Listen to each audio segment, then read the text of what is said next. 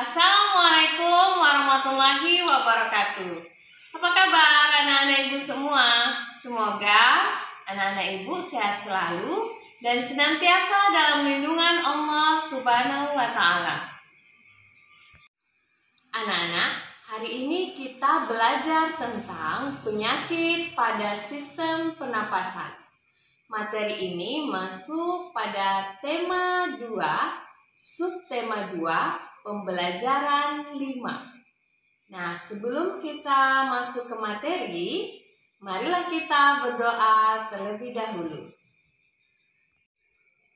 Anak-anak, tujuan pembelajaran kita hari ini adalah setelah melihat video pembelajaran ini, diharapkan anak-anak ibu dapat mengetahui jenis-jenis penyakit yang menyerang sistem pernapasan. Nah, disimak video pembelajaran ini sampai akhir ya, karena di akhir video akan ada soal-soal evaluasi pembelajaran yang harus kalian jawab. Baiklah anak-anak, mari kita mulai saja materi kita hari ini. Nah, pada materi sebelumnya kita sudah belajar tentang sistem pernapasan pada manusia. Nah, organ-organ apa sajakah yang berperan dalam sistem pernapasan manusia? Ayo anak-anak ibu, masih ingat gak? Iya, betul. Nah, organ-organ yang berperan dalam sistem pernapasan manusia diantaranya hidung, tenggorokan, dan paru-paru. Nah, organ-organ tersebut dapat mengalami gangguan akibat kuman penyakit yang berasal dari lingkungan maupun dari kebiasaan hidup yang tidak sehat. Nah, beberapa contoh gangguan yang dapat menyerang sistem pernapasan yaitu sebagai berikut. Yang pertama adalah emfisema. Emfisema ini merupakan penyakit pada paru-paru. Penderita emfisema mengalami pembengkakan paru-paru akibat masuknya udara di pembuluh darah pada paru-paru. Yang kedua adalah penyakit asma. Asma merupakan kelainan penyumbatan saluran pernapasan yang disebabkan oleh alergi debu, bulu, atau perubahan cuaca. Asma dapat menjadi penyakit menurun dan dapat kambuh jika suhu lingkungan rendah atau keadaan dingin. Yang ketiga adalah kanker paru-paru.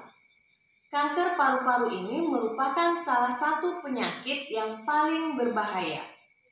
Sel-sel kanker pada paru-paru terus tumbuh tidak terkendali dan lama-kelamaan dapat menyerang seluruh tubuh. Salah satu pemicu kanker paru-paru adalah kebiasaan merokok. Yang keempat adalah tuberkulosis atau TBC.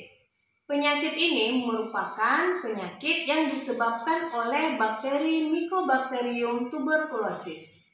Bakteri ini menimbulkan bintil-bintil pada dinding alveolus. Jika penyakit ini menyerang dan dibiarkan semakin luas, akan menyebabkan sel-sel pada paru-paru mati. Akibatnya paru-paru akan menguncup atau mengecil.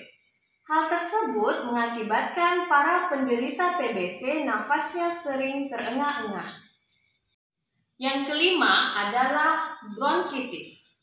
Merupakan gangguan pada cabang batang tenggorokan akibat infeksi. Gejalanya adalah penderita mengalami demam dan menghasilkan lendir pada batang tenggorokan. Akibatnya penderita mengalami sesak napas.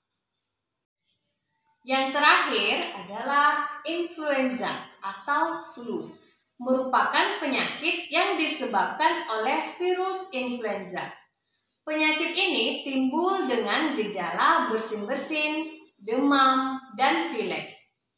Nah Ibu, setelah menyimak penyampaian materi tadi, selanjutnya kita akan masuk di evaluasi pembelajaran. Anak-anak, silakan disimak soal-soal yang ada pada evaluasi pembelajaran berikut dan tuliskan jawabannya di buku ya. Anak-anak, setelah menyimak penyampaian materi tadi dan menjawab soal di evaluasi pembelajaran, sekarang kita akan membuat kesimpulan dari materi yang sudah kita pelajari hari ini.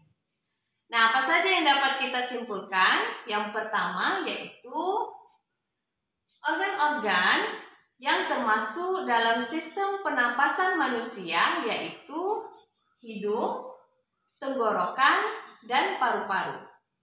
Yang kedua, penyakit yang dapat menyerang organ pernapasan manusia contohnya emfisema, asma, kanker paru-paru, tuberkulosis, bronkitis, dan influenza.